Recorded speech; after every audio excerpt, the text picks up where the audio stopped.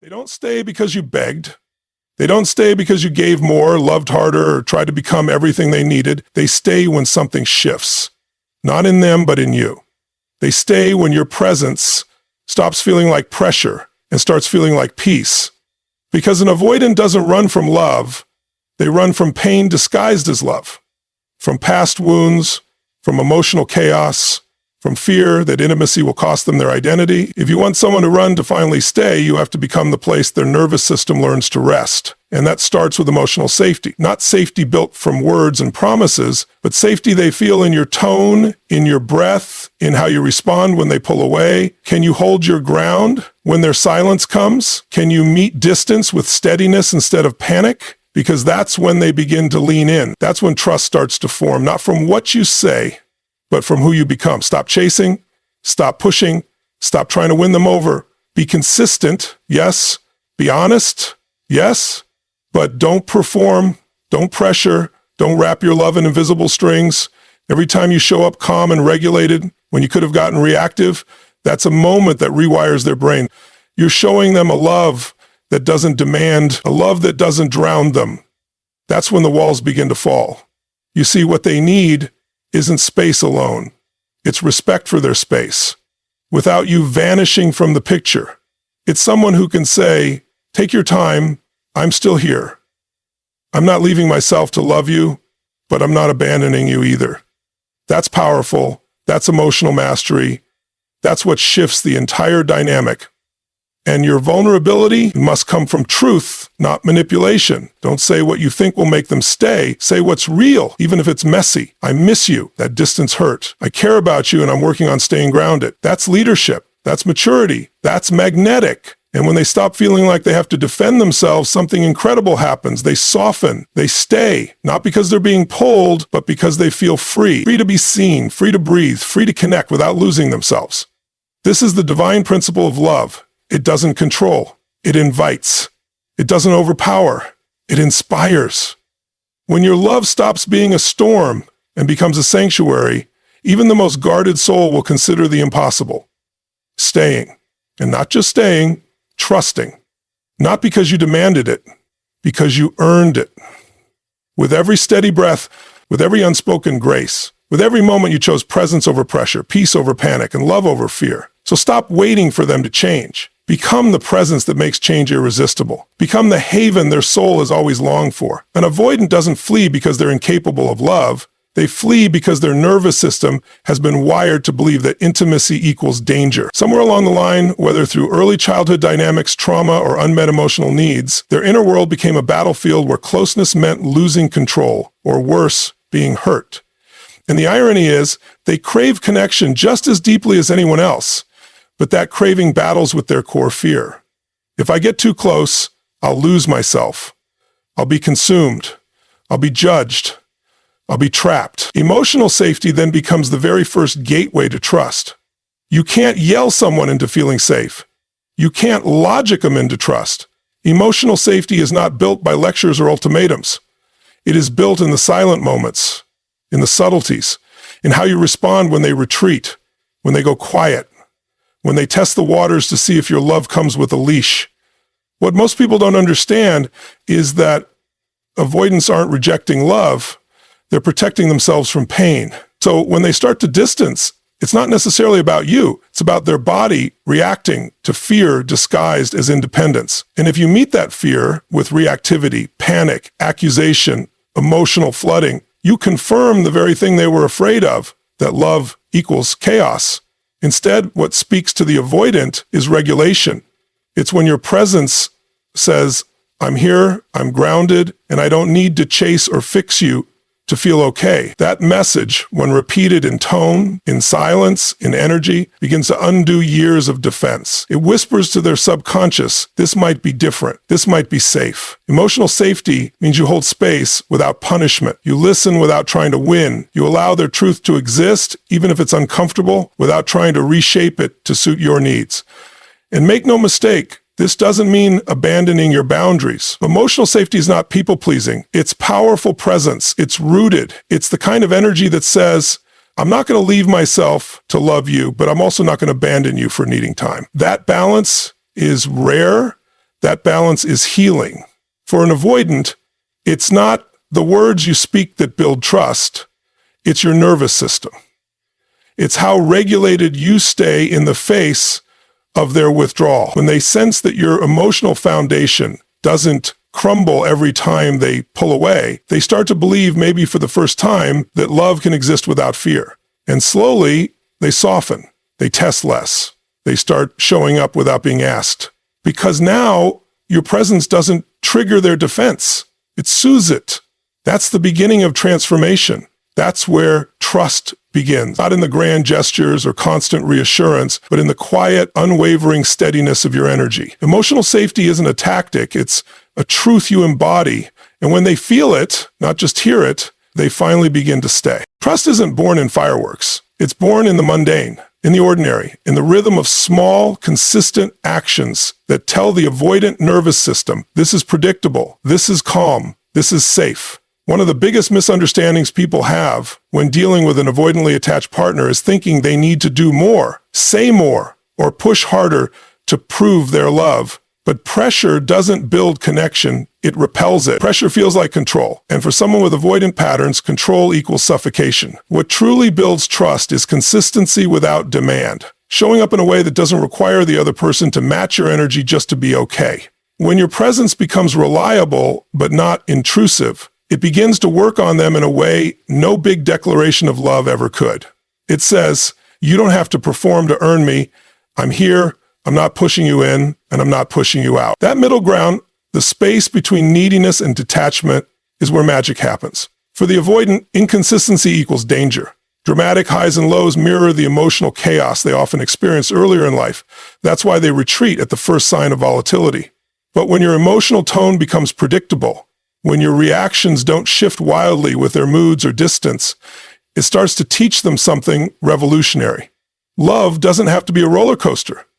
It can be a steady flame, not a wildfire. This doesn't mean suppressing your needs or pretending things don't bother you. It means expressing yourself in a way that doesn't demand they change in order for you to be okay. Consistency without pressure is rooted in emotional maturity. It's the ability to hold your own energy without leaking it all over someone else. It's the difference between saying, I need you to be closer or I'll fall apart, versus I miss you and I'm here when you're ready. One invites safety, the other creates obligation. Every time you show up in a calm, honest, steady way, you're giving the avoidant something they never knew they needed. A love that doesn't ask them to betray themselves to keep it. A love that respects timing, space, and autonomy. When your consistency doesn't come with a hook, when you're not trying to lure them closer but simply living in truth, they begin to trust not just you, but themselves in your presence. Avoidants don't trust easily because their internal world tells them relationships are unstable. They expect people to change their tone, flip the script, or lash out when things get hard.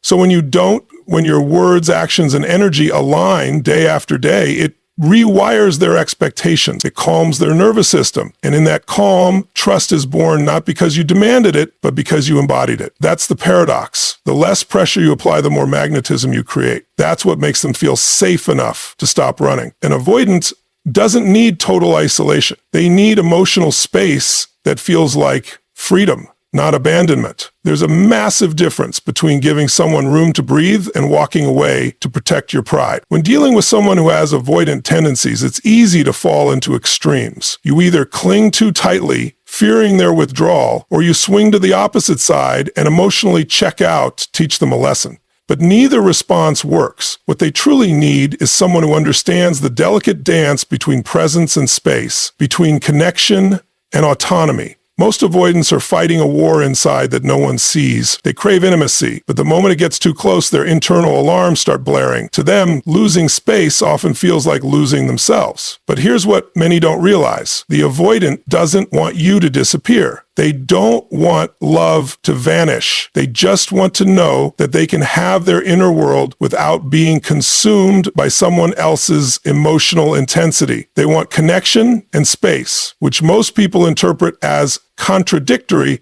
but it's not. It's nuanced. So when you can stand firm in your own needs while still honoring their desire for space, it changes everything. You show them that love doesn't mean sacrificing identity. That two people can be emotionally connected without merging into one codependent force. When you stay present, not chasing, not retreating, you send a signal to their nervous system that this isn't a trap. You become the rare person who doesn't demand closeness as a form of control. This is where your inner work matters most. Because the moment they pull away, your insecurities will be tempted to scream, "They don't care about me. I'm being rejected."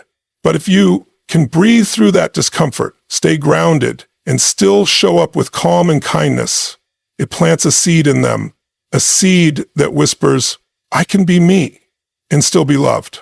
That's transformational. That's healing. That's rare.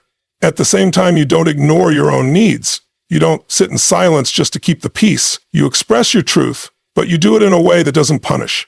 You might say, "I respect your space, and I also want to feel connected. Can we find a rhythm that works for both of us?"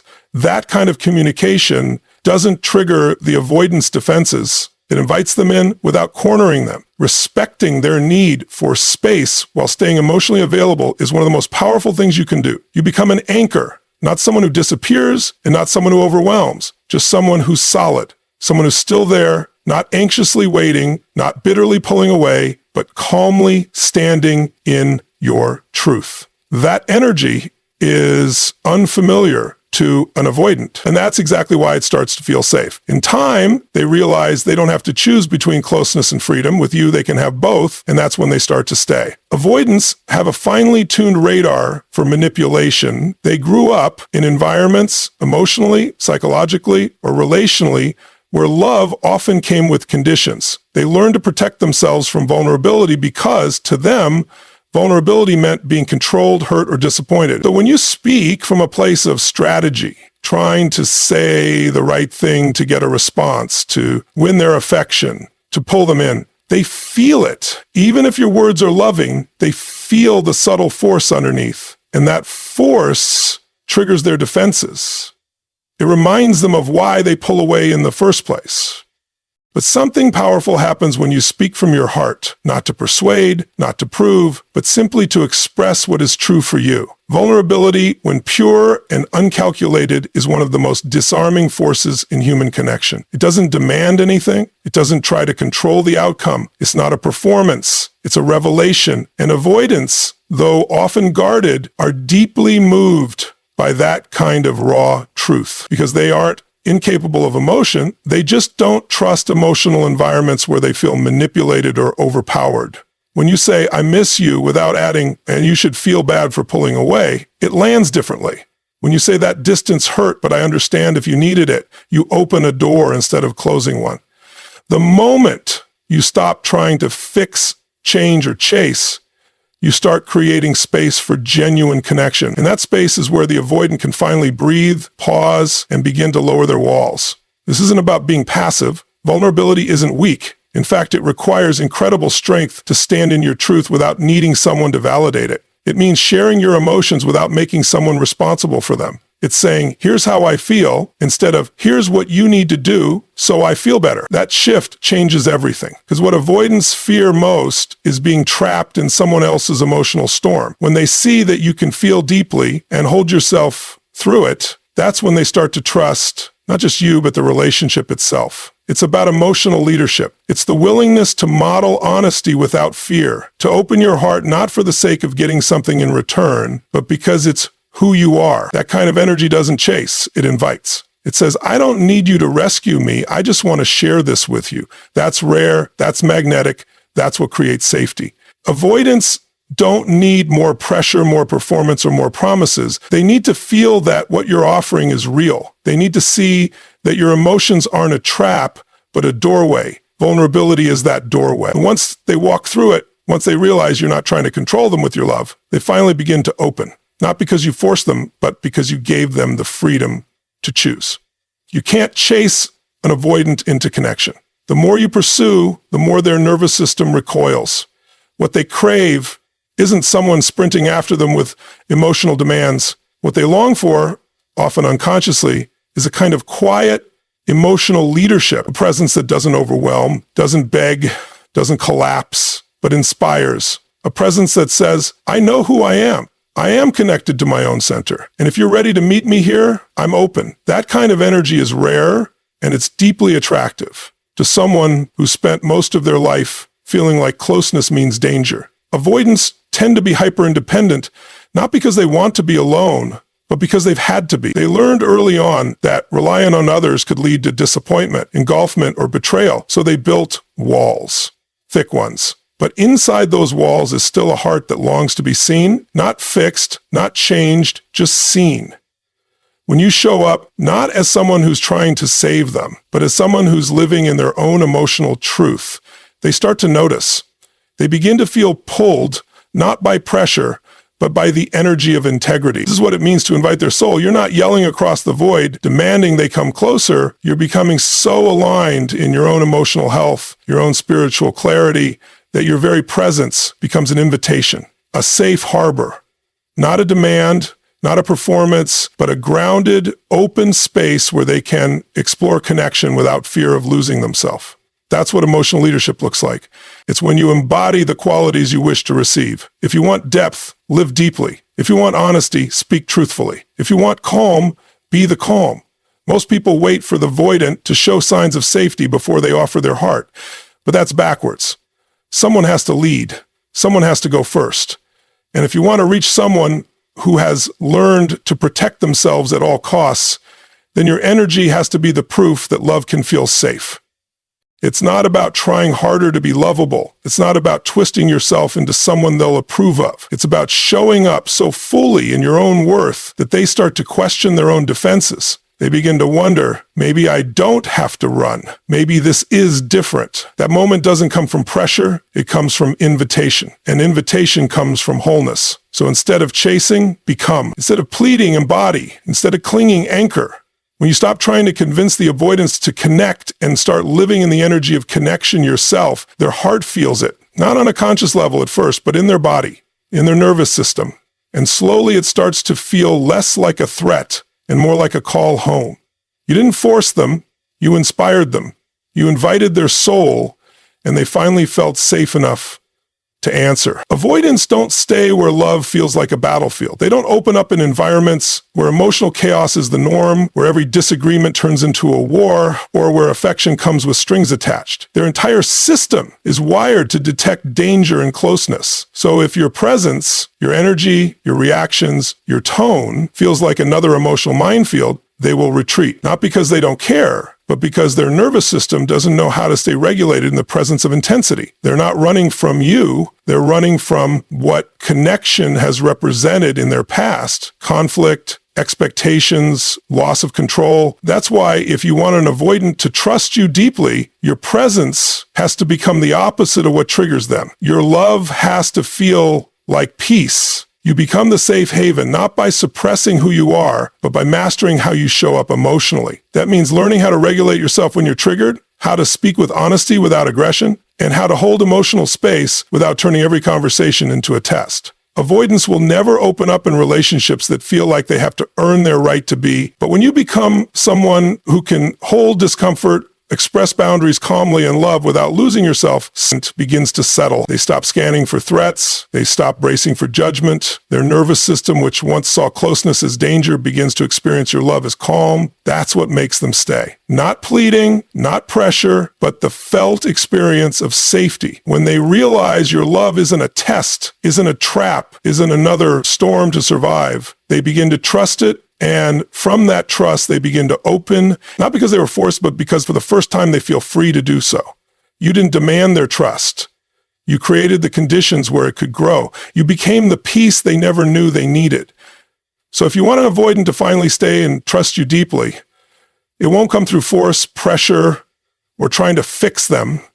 It comes by becoming the emotional space they never knew was possible. A space of calm presence, authentic truth, steady consistency, and respect for their freedom.